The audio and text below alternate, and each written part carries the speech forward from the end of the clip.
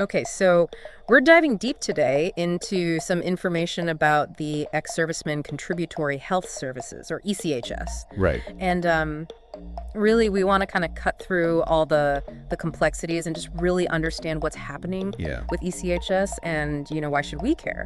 And why Yes. should our listeners care about this? The ECHS was set up as a way for the country to provide quality medical care to ex-servicemen and their families.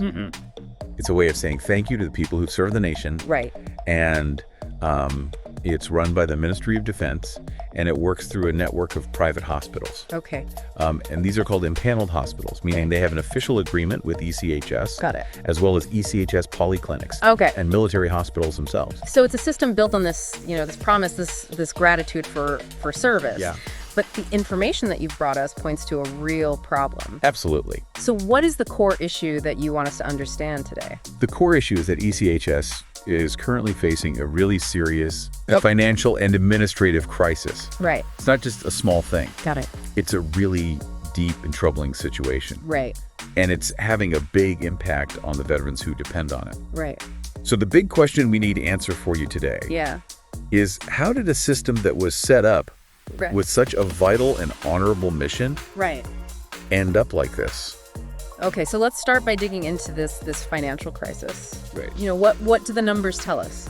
Well, the numbers are pretty stark. Okay. ECHS is facing a budget shortfall of over 5,000 crore rupees. Wow. To put that in perspective for you. Yeah.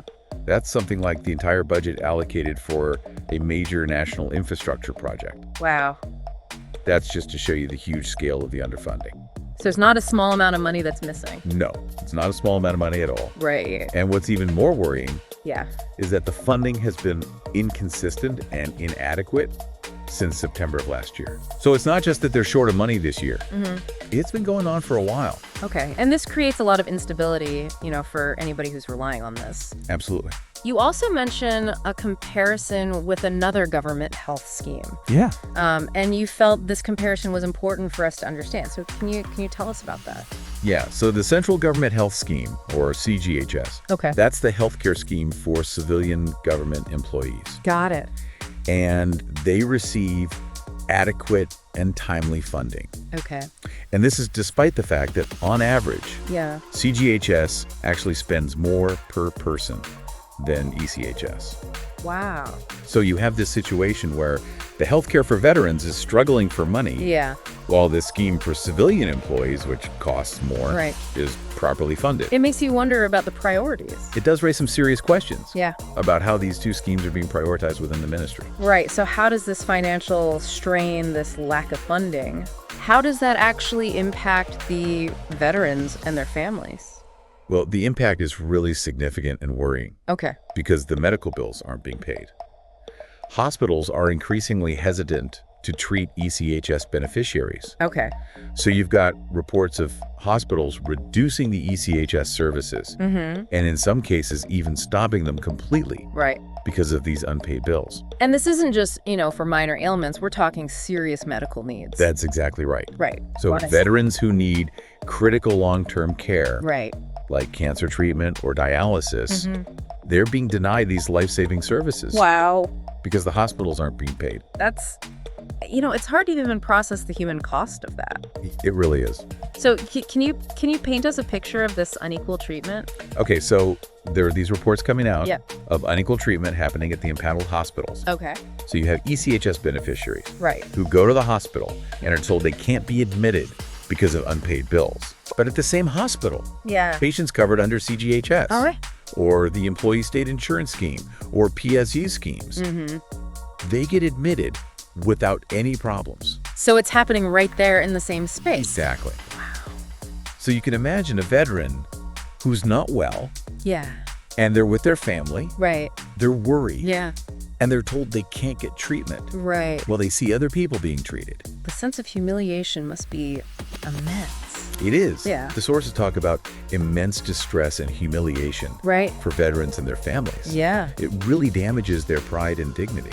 If you take a step back and you look at the wider societal implications, Right. what do we see? Well, if you think about it, Yeah. denying adequate health care to ex-servicemen could actually discourage young people from joining the military in the future. That's a good point. Yeah. Yeah. If they see that veterans aren't being cared for properly, Yeah.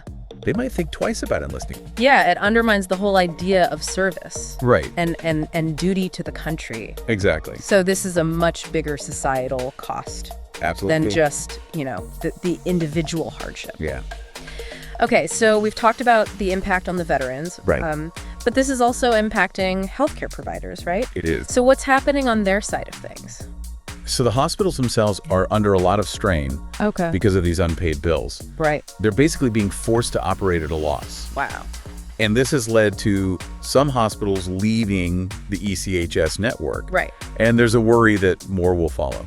Yeah, from a business perspective, it's understandable. Yeah. But it's obviously a big problem for the veterans who rely on those hospitals. Absolutely. And even for the hospitals that are staying in the ECHS scheme, Yeah. there's a growing reluctance to provide the same level of care to ECHS patients. Yeah. The delayed payments are a real disincentive. Right. And there's a risk that ECHS patients are being put at the back of the queue. Yeah. So we're also seeing that new hospitals and healthcare organizations are less willing to join ECHS Right. because of these financial uncertainties. Yeah, it's risky for them. Exactly. And that means the network of healthcare providers is shrinking. And that's a major long-term problem. It is. Okay, so we've talked about hospitals, Right. but the information also highlights problems with accessing medication. Yeah, that's a really important part of it. Okay, so what's happening there?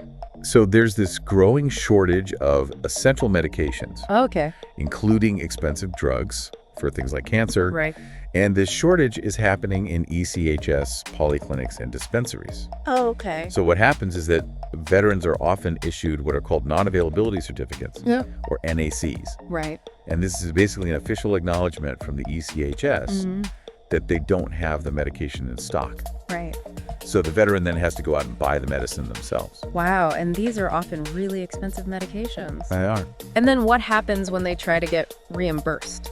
Well, often their claims are rejected. Ugh, it's frustrating. It is. Yeah. And it's rejected because of the same lack of funds. That's the same time problem. Exactly. Yeah. So this puts a huge financial burden on the veterans, Right. many of whom are living on fixed incomes. Right.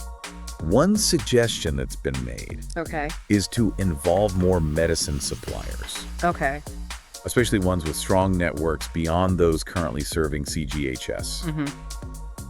The idea is that this would help to ensure a more reliable supply of medicines for veterans, That makes sense. especially when ECHS runs out. Okay, so let's look at the long-term consequences. Okay. If all of these problems continue, Right. the funding shortages, the hospital withdrawals, the medication shortages, Yeah. what happens then? Well, the long-term risks are really serious. Okay. If more hospitals withdraw from the scheme, Yeah. it could lead to a collapse of the ECHS network. Great. And that would leave veterans without access to quality health care. It really undermines, the credibility of the entire system. It does. Okay, so what's the role of the government in all of this? Well, there's a lot of criticism being directed at the Ministry of Defense Okay. because despite all the complaints Yeah. and the evidence of the crisis, they haven't released enough funds to ECHS. So they're being accused of neglect. They are. Okay, so what are the solutions? Well, one of the main demands is for a permanent, legally binding financial structure for ECHS. Okay. The goal is to ensure a steady flow of funds Got it. and to prevent these shortages from happening again. So it's about making the funding more reliable and predictable. Exactly. Okay. There's also a strong push for ECHS to get the same level of funding as CGHS, Okay. To recognize how crucial it is. And really, this is about ethics and morals. Yeah, The nation owes a debt of gratitude to its soldiers, absolutely. and denying them health care is seen as unethical and dishonorable. So it's not just about money. It's not just about money. It's about principles. Exactly. Okay, so what about public awareness? Yeah, public awareness is crucial. Okay. The media has a responsibility to bring this crisis to light Right. and to demand accountability. Okay, so they need to make the public aware of what's happening. Absolutely. Right. And then hopefully that will put pressure on the government to make changes. Right. So it's not just about awareness. No. There's also a call for action. There is. Right. So what can people actually do? Well, people can lobby their MPs and MLAs Okay. to raise this issue Mm-hmm. and to push for solutions. Right. So they need to put pressure on the politicians. Exactly. Okay, so to sum it all up for our listeners, Okay. what are the key takeaways from all this information? Okay, so the key takeaways are that financial mismanagement has led to a huge shortfall in funding for ECHS. Right. And this has resulted in veterans being denied essential medical care. Yeah. And this is in stark contrast to other government health schemes, Right. like CGHS, which seem to be running much more smoothly.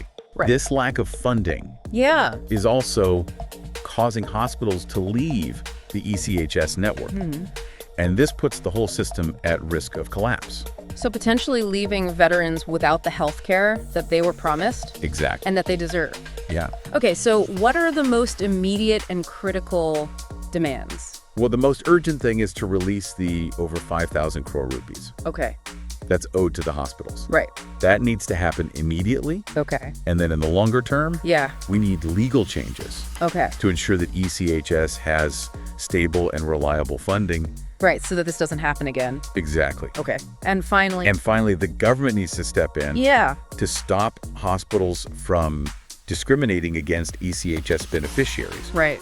and to ensure that veterans get the care they need. This has really been eye-opening. It has. You know, it makes you think about the promises that a nation makes to its veterans It does. and how important it is to keep those promises. What final thought do you have for our listeners? My final thought for Yeah. you is this: when veterans finish their service, we shouldn't forget about them. Right. Their health and their dignity Yeah. are so important, Absolutely. and it's a matter of national honor to protect them. So I want to leave you with this question. Okay?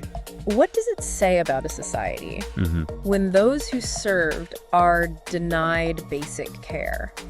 That's a really important question. It is. It's something we all need to think about. Thank you for bringing this to light. You're welcome. And thank you to our listeners for joining us on the deep dive. Thanks for listening.